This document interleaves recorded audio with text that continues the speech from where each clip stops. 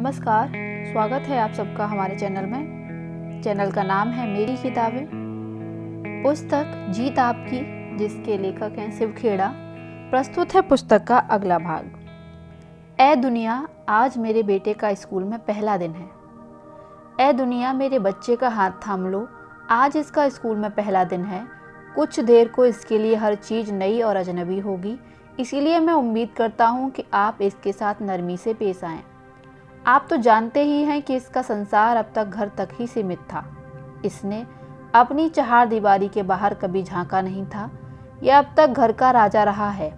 अब तक इसकी चोट पर मरहम लगाने और इसकी ढेस लगी भावनाओं को प्यार का लेप लगाने के लिए मैं हमेशा मौजूद था। लेकिन अब बात दूसरी होगी। आज सुबह ये सीढ़ियों से उतरकर अपना नन्हा हाथ उत्साह के साथ हिलाएगा और अपनी बड़ी साहसिक यात्रा शुरू करेगा, जिसमें शायद संघर्ष भी होगा, दुख भी होगा और निराशा भी होगी। इस संसार में जीने के लिए इसे विश्वास, प्यार और साहस की जरूरत होगी। इसलिए यह दुनिया, मैं उम्मीद करता हूँ कि आप इसके नन्हे हाथों को पकड़कर वे सब सिखाएंगे जो इसे जानना चाहिए। सिखाएं जरूर, मगर हो सके हो तो प्यार से। मैं जानता हूँ कि इसे एक दिन यह समझना पड़ेगा कि सभी लोग अच्छे नहीं होते, सभी स्त्री पुरुष सच्चे नहीं होते। इसे यह भी सिखाएं कि संसार में हर धूर्त के लिए एक अच्छा इंसान भी है। जहाँ एक दुश्मन है तो वहाँ एक दोस्त भी है। इसे शुरू में ही यह सीखने में मदद करें कि बुरे और धौंस जमाने वाले लोगों को ठिकाने लगाना सबसे आसान है। इसे किताबों की खूबियों के बारे में बताएं और पढ़ने के लिए प्रेरित करें। कुदरत के छिपे सौंदर्य जैसे आसमान में उड़ते पंछी, गुनगुन करते भौरे और हरी भरी वादियों में खिले फूलों को करीब से देखने और जानने के लिए इसे पूरा समय दें। इसे यह भी सिखाएं कि बेईमानी की जीत से हार जाना कहीं अच्छा है। इसे तब भी अपने विचारों पर विश्वास रखना सिखाएं जब सब कह रहे हों कि वह गलत है। मेरे बच्चे को वह शक्ति दें जिससे वह भीड़ का हिस्सा न बनकर भेड़ चाल ना चले, जबकि सारा संसार चल रहा हो। इसे यह तो सिखाएं कि वह दूसरों की बात सुने, लेकिन हर बात सच्चाई के तराजू पर परखे और उनमें से सिर्फ अच्छाई को ही अपनाए। अपनी अंतरात्मा को, आवाज को सोने चांदी के सिक्कों से न तोले। इसे यह सिखाएं कि वह लोगों के कहने में न आए। अगर वह अपनी सोच में खुद को सही पाता है तो अपने सही इरादों पर डटा रहे और संघर्ष करे। इसे नरमी से सिखाएं, लेकिन ए दुनिया, इसे बिगाड़े मत और कमजोर ना बनाएं, क्योंकि लोहा आग में तपकर ही फौलाद बनता है। वैसे तो ऐसा कर पाना एक बहुत बड़ी बात है, मगर ए दुनिया, फिर भी आप ऐसा करने की कोशिश जरूर करें। आखिरकार ये एक प्यारा बेटा है। हस्ताक्षर अब्राहम लिंकन। अगला अध्याय है 7, आपसी मेलजोल का महत्व, खुशनुमा शख्सियत का निर्माण। मैं व्यावहारिक काबिलियत को किसी भी दूसरी काबिलियत की तुलना में ज़्यादा पैसे दूंगा। John D Rockefeller. हमारी ज़्यादातर समस्याएं व्यवसाय से नहीं बल्कि व्यक्ति से जुड़ी होती हैं। जब हम लोगों से जुड़ी समस्याएं सुलझा लेते हैं, तब हमारे व्यवसाय से जुड़ी समस्याएं खुद ब खुद सुलझ जाती हैं। वस्तु ज्ञान से ज़्यादा जरूरी है व्यक्ति ज्ञान। सफल लोग अपनी शख्सियत खुशनुमा और आकर्षक बना लेते हैं और यही बात उन्हें करिश्माई बनाती है। इससे दूसरों से दोस्ताना मदद पाने में सहूलियत होती है। एक अच्छी या खुशनुमा शख्सियत को पहचानना तो आसान है, लेकिन उसकी व्याख्या करना मुश्किल है। यह एक इंसान के चलने और बात करने के ढंग, उसकी आवाज़ के उतार चढ़ाव, उसकी गर्मजोशी और उसके ठोस आत्मविश्वास में झलकती है। एक खुशनुमा शख्सियत इंसान के नज़रिए, उसके व्यवहार और हाव भाव के मेल से बनती है। अगर हमारी शख्सियत हमारे चेहरे और दिल दोनों से झलक रही है तो हम अपना आकर्षण उम्र के किसी भी दौर में नहीं खोएंगे। खुशमिजाज दिखना हमारी शख्सियत की सबसे बड़ी खूबी है। जो हमारे चेहरे से झलकता है वह हमारे शरीर के कपड़ों से ज़्यादा महत्वपूर्ण है, क्योंकि वह हमारी अभिव्यक्ति है। खुशमिजाजी जूतों की चमक या सैलूनों में शरीर की पॉलिश कराने से नहीं पैदा होती। खराब चरित्र को छिपाने के लिए आकर्षक हाव भाव का इस्तेमाल थोड़ी देर तक तो किया जा सकता है, लेकिन असलियत खुलते देर नहीं लगती। जिन रिश्तों की बुनियाद चरित्र पर नहीं बल्कि सिर्फ प्रतिभा और शख्सियत पर टिकी होती है, वे जिंदगी में परेशानी और दुख के सिवा कुछ नहीं पाते। अच्छे चरित्र के बगैर करिश्मा उसी तरह है जैसे अच्छाई के बिना अच्छी शक्ल। इसका सार यह है कि जिंदगी में सफलता हासिल करने के लिए चरित्र और करिश्मा दोनों का मेल होना बेहद जरूरी है। व्यक्तित्व में टिकाऊपन इसी से आता है। नम्रता सबके साथ रखें, मगर नज़दीकी बहुत कम के साथ, और उन्हें भी भरोसा करने से पहले अच्छी तरह परख लें। सच्ची दोस्ती धीरे बढ़ने वाले पौधे की तरह है और उसे यह दोस्ती का दर्जा पाने से पहले मुश्किलें सहने के बावजूद खड़ा रहना पड़ेगा। जॉर्ज वॉशिंगटन, 15 जनवरी 1783। जीवन एक गूंज है। एक छोटा बच्चा अपनी माँ से नाराज होकर चिल्लाने लगा, मैं तुमसे नफरत करता हूँ। उसके बाद वह फटकारे जाने के डर से घर से भाग गया। वह पहाड़ियों के पास जाकर चीखने लगा, मैं तुमसे नफरत करता हूँ, मैं तुमसे नफरत करता हूँ। और वही आवाज़ गूंजी, मैं तुमसे नफरत करता हूँ, मैं तुमसे नफरत करता हूँ। उसने जिंदगी में पहली बार कोई गूंज सुनी थी। वह डर कर बचाव के लिए अपनी माँ के पास भागा और बोला, घाटी में एक बुरा बच्चा है जो चिल्लाता है, मैं तुमसे नफरत करता हूँ, मैं तुमसे नफरत करता हूँ। उसकी माँ सारी बात समझ गई और उसने अपने बेटे से कहा कि पहाड़ी पर जाकर फिर से चिल्लाकर कहे, मैं तुम्हें प्यार करता हूँ, मैं तुम्हें प्यार करता हूँ। छोटा बच्चा वहाँ गया और चिल्लाया, मैं तुम्हें प्यार करता हूँ, मैं तुम्हें प्यार करता हूँ, और वही आवाज़ गूंजी। इस घटना से बच्चे को एक सीख मिली, हमारा जीवन एक गूंज की तरह है, हमें वही वापस मिलता है जो हम देते हैं। जीवन एक बूमरैंग है। बेंजामिन फ्रैंकलिन ने कहा है, जब आप दूसरों के लिए अच्छे बन जाते हैं तो खुद के लिए और भी बेहतर बन जाते हैं। हमारे विचार हों, काम हो या व्यवहार हो, आज नहीं तो कल वे उसी रूप में तेजी से वापस लौटते हैं। जीवन में ऊपर उठते समय लोगों से अदब से पेश आएं, क्योंकि नीचे गिरते समय आप इन लोगों से दोबारा मिलेंगे। नीचे लिखी कहानी the best of bits and pieces से ली गई है। बहुत साल पहले दो लड़के स्टैनफोर्ड यूनिवर्सिटी में पढ़ रहे थे। एक बार उन्हें पैसों की कमी पड़ी तो उनके मन में विचार आया कि इग्नासी पेडरेस्की को पियानो बजाने के लिए बुलाया जाए। इससे जो पैसे इकट्ठे होंगे उन्हें वे अपनी पढ़ाई और रहने के खर्चे में लगाएंगे। उस महान पियानो वादक के मैनेजर ने $2000 की गारंटी मांगी। उन दिनों यह बहुत बड़ी रकम मानी जाती थी, मगर उन दोनों लड़कों ने इसे स्वीकार कर लिया और संगीत समारोह का प्रचार करना शुरू कर दिया। उन्होंने मेहनत तो बहुत की, लेकिन $1600 ही जमा कर पाए। समारोह के बाद इन दो लड़कों ने उस कलाकार को यह मुश्किल बताई। उन्होंने उसे $1600 की सारी रकम दे दी और $400 का एक करारनामा भी दिया और कहा कि वे बाकी रकम कमाकर जल्दी से जल्दी उनको पास भेज देंगे। अब तो उन्हें अपने कॉलेज की पढ़ाई का भी अंत दिखने लगा, लेकिन पेडरेस्की ने कहा, नहीं बच्चों, ऐसा नहीं हो सकता। उन्होंने वह करारनामा फाड़ दिया और सारा पैसा लौटाते हुए कहा, इस $1600 में से अपने सारे खर्चे के पैसे निकाल लो और बची रकम में से 10% अपने मेहनताने के तौर पर ले लो, बाकी बची रकम मैं ले लूँगा। साल गुजरते गए, पहला विश्व युद्ध हुआ और समाप्त हो गया। पेडरेस्की अब पोलैंड के प्रधानमंत्री थे और अपने देश के हजारों भूखों लोगों के लिए खाना जुटाने के लिए संघर्ष कर रहे थे। उनकी मदद केवल एक आदमी कर सकता था और वह था US food and relief bureau का अधिकारी हर्बर्ट हूवर। हूवर ने बिना देर किए कदम उठाया और हजारों टन अनाज पोलैंड भिजवा दिया। पेडरेस्की भूखे लोगों की समस्या समाप्त होने पर हर्बर्ट हूवर को इस सहायता के लिए धन्यवाद के लिए पेरिस पहुंचे। हूवर का जवाब था, धन्यवाद की कोई ज़रूरत नहीं मिस्टर पेडरेस्की। आपको शायद याद नहीं, जब मैं कॉलेज में विद्यार्थी था और मुश्किल में था, तब एक बार आपने मेरी मदद की थी। जिंदगी सबसे खूबसूरत नेमत यह है कि जब भी किसी का भला किया जाए तो अपना भला कुदरती रूप से अपने आप हो जाता है। Ralph Waldo Emerson. अच्छाई वापसी का रास्ता ढूंढ लेती है, यह प्रकृति का बुनियादी नियम है। अच्छा काम करते समय फल पाने की इच्छा रखने की जरूरत नहीं है, फल तो कुदरती तौर पर अपने आप मिलता है। वे कौन सी वजहें हैं जो अच्छे रिश्ते बनाने और कायम रखने में रुकावट बनती हैं? इनमें से ज़्यादातर वजहों के मायने साफ हैं या इस अध्याय के आखिर में उनके बारे में विस्तार से बताया गया है। खुदगर्जी, तहजीब की कमी, लापरवाह व्यवहार, वादों को पूरा न करना, रूखा व्यवहार, सच्चाई और ईमानदारी की कमी, स्वार्थी रवैया, जो इंसान सिर्फ अपने बारे में ही सोचता है वह खुद को बहुत छोटा बना लेता है। अक्खड़पना, अक्खड़ आदमी अपने विचारों और ज्ञान से संतुष्ट रहता है, उसका हमेशा अज्ञानी बना रहना तय है।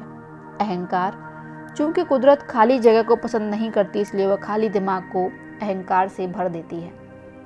जॉन ने डींग हाँकी, मेरे बेटे ने मुझसे समझदारी ली है। उसकी पत्नी ने जवाब दिया, जरूर ऐसा ही हुआ होगा, क्योंकि मेरी समझदारी तो मेरे पास ही है।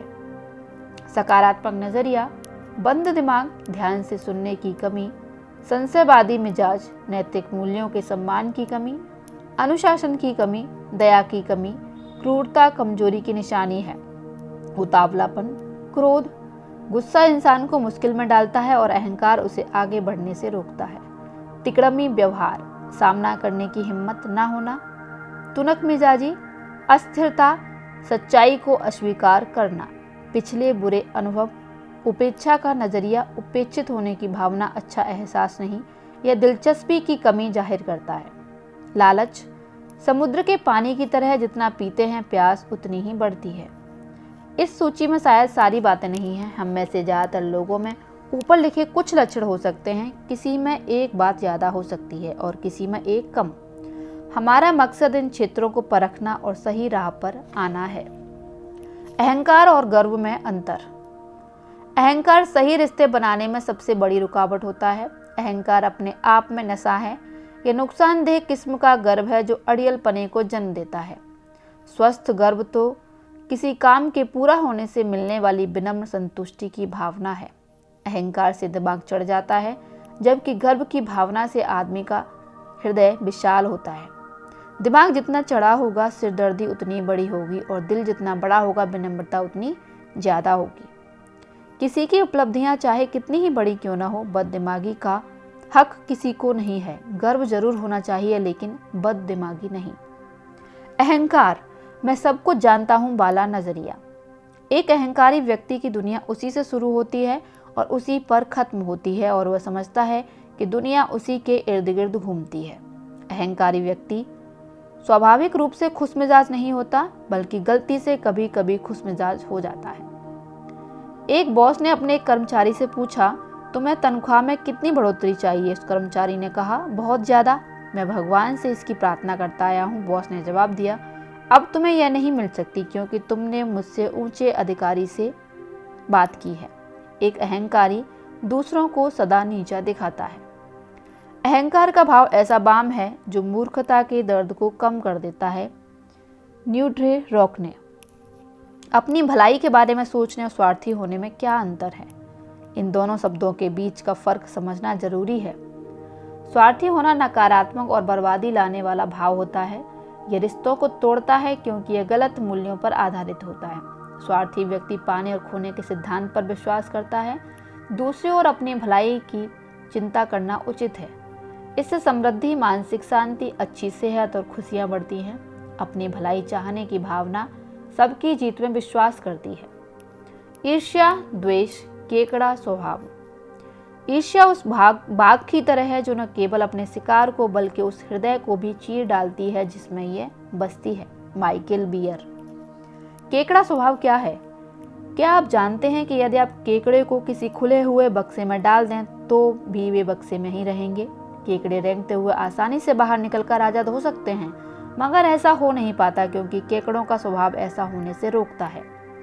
जैसे ही कोई केकड़ा रेंगकर बाहर निकलने की कोशिश करता है, दूसरे उसे नीचे खींच लेते हैं। इस तरह से कोई भी केकड़ा बाहर नहीं निकल पाता। वे सभी आजाद हो सकते हैं, लेकिन सोचिए उनका क्या हश्र होता है, मृत्यु। ईर्ष्या करने वाले लोगों पर भी यही बात लागू होती है। वे जीवन में कभी आगे नहीं बढ़ते और दूसरों को भी नहीं बढ़ने देते। जलन की भावना कमजोर स्वाभिमान का लक्षण है। यह सर्वव्यापी दुर्गुण है। सबसे बड़ी चुनौती उस समय आती है जब जलन की भावना किसी देश के राष्ट्रीय चरित्र का हिस्सा बन जाती है। तब देश पिछड़ने लगता है। आने वाली पीढ़ियों को इसके भयंकर नतीजे भुगतने पड़ते हैं। जलन की भावना लोगों को भ्रष्ट बना देती है। हमें खुले दिमाग का होना चाहिए, ना कि खाली दिमाग का। खुले दिमाग और खाली दिमाग में क्या अंतर है? खुला दिमाग लचीला होता है। यह गुणों के आधार पर किसी विचार को स्वीकार या अस्वीकार कर सकता है। खाली दिमाग में अच्छी या बुरी कोई भी बात भरी जा सकती है। यह बिना ऊंचे परखे कुछ भी स्वीकार कर लेता है। चीजें हमें वैसी नहीं दिखती जैसी कि वे हैं, बल्कि वैसी दिखती हैं जैसे हम हैं। यह एक ऐसे बुद्धिमान व्यक्ति की कहानी है जो अपने गांव के बाहर बैठा हुआ था। एक यात्री उधर से गुजरा और उसने उस व्यक्ति से पूछा, इस गांव में किस तरह के लोग रहते हैं? क्योंकि मैं अपना गांव छोड़कर किसी और गांव में बसने की सोच रहा हूँ। तब उस बुद्धिमान व्यक्ति ने पूछा, तुम जिस गांव को छोड़ना चाहते हो उस गांव में कैसे लोग रहते हैं? उस आदमी ने कहा, वे स्वार्थी, निर्दयी और रूखे हैं। बुद्धिमान व्यक्ति ने जवाब दिया, इस गांव में भी ऐसे ही लोग रहते हैं। कुछ समय बाद एक दूसरा यात्री वहां आया और उसने उस बुद्धिमान व्यक्ति से वही सवाल पूछा। बुद्धिमान व्यक्ति ने उससे भी पूछा, तुम जिस गांव को छोड़ना चाहते हो उसमें कैसे लोग रहते हैं? उस यात्री ने जवाब दिया, वहां के लोग विनम्र, दयालु और एक दूसरे की मदद करने वाले हैं। तब बुद्धिमान व्यक्ति ने कहा, इस गांव में भी तुम्हें ऐसे ही लोग मिलेंगे। आमतौर पर हम दुनिया को उस तरह नहीं देखते जैसी वह है, बल्कि जैसे हम खुद हैं वही देखते हैं। ज्यादातर मामलों में दूसरे लोगों का व्यवहार हमारे ही व्यवहार का आईना होता है। अगर हमारी नीयत अच्छी होती है तो हम दूसरों की नीयत भी अच्छी मान लेते हैं। हमारा इरादा बुरा होता है तो हम दूसरों के इरादों को भी बुरा मान लेते हैं। भरोसा। सभी रिश्ते भरोसे पर आधारित होते हैं, जैसे कि मालिक नौकर, माँ बाप बच्चों, पति पत्नी, गुरु विद्यार्थी, खरीदने वाले बेचने वाले और ग्राहक सेल्समैन का रिश्ता। बिना निष्ठा और ईमानदारी के भरोसा कैसे हो सकता है? भरोसे के संकट में पड़ने का मतलब है सच्चाई का संकट में पड़ना। भरोसा भरोसेमंद पर ही किया जाता है। भरोसा इन बातों से पैदा होता है। विश्वसनीयता वचनबद्धता से जन्म लेती है। विश्वसनीय आदमी के बारे में पहले से अंदाज लगाया जा सकता है। स्थिरता विश्वास बढ़ाती है। सम्मान, खुद और दूसरों का सम्मान करने से इंसान का गौरव बढ़ता है और उसमें दूसरों की परवाह करने का नजरिया पैदा होता है। निष्पक्षता न्याय और निष्ठा के भाव को जगाती है। खुलापन दूसरों की बात ध्यान से सुनने और उनके विचारों के साथ साझेदारी की इच्छा दर्शाता है। समता कथनी और करनी में समानता होनी चाहिए। अगर कोई कहता कुछ है और करता कुछ है तो आप उसका यकीन कैसे करेंगे? क्षमता काबिलियत और सेवा की भावना से जन्म लेती है। ईमानदारी विश्वसनीयता का महत्वपूर्ण अंग है। स्वीकृति सुधार के प्रयास के बावजूद हमें एक दूसरे की कमियों और खूबियों को एक हद तक कबूल करने की जरूरत होती है। चरित्र किसी इंसान में कितनी ही योग्यता क्यों न हो, लेकिन वह चरित्रहीन है तो उस पर विश्वास नहीं किया जा सकता। साहस जिस इंसान में साहस की कमी होती है वह तकलीफ में आपका साथ जरूर छोड़ देगा। भरोसे का महत्व प्यार से भी ज्यादा है। हम कुछ लोगों को प्यार तो कर सकते हैं लेकिन उन पर भरोसा नहीं कर सकते। रिश्ते बैंक अकाउंट की तरह हैं, हम उनमें जितना जमा करते हैं वे उतने ही बढ़ते हैं, इसलिए हम उतना ही निकाल भी सकते हैं। लेकिन अगर आप बिना जमा किए निकालने की कोशिश करोगे तो निराशा ही हाथ लगेगी। कई बार हम महसूस करते हैं कि हमने ज़्यादा निकाल लिया है, मगर सच्चाई यह होती है कि हमने बहुत ही कम जमा किया होता है। खराब रिश्तों और भरोसों की कमी के कुछ नतीजे नीचे बताए गए हैं। तनाव, खराब सेहत, आपसी संवाद की कमी, अविश्वास, चिड़चिड़ापन, क्रोध, बंद दिमाग या संकुचित सोच, पूर्वाग्रह, टीम भावना का अभाव, आत्मबल का टूटना, अविश्वसनीयता, असहयोग का व्यवहार, आत्मसम्मान की कमी, टकराव, संदेह, मायूसी, उत्पादकता में कमी, उदासीनता और अकेलापन। इस ऑडियो में इतना ही। मिलती हूँ अगली ऑडियो में। तब तक के लिए धन्यवाद। आपका दिन शुभ हो।